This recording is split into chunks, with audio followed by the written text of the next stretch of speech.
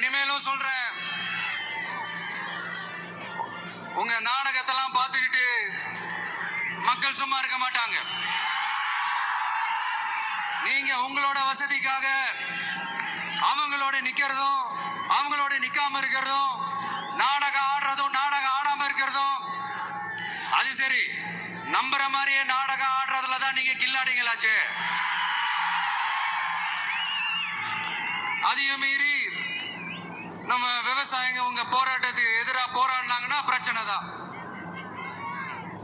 அதனால இனிமேல் உங்க நாடகத்தை பார்த்துக்கிட்டு மக்கள் சும்மா இருக்க மாட்டாங்க. உங்களோட இந்த விமான நிலையத்துக்காக நீங்க ஆய்வு செஞ்ச இடத்தை மறு ஆய்வு செய்யணும்னு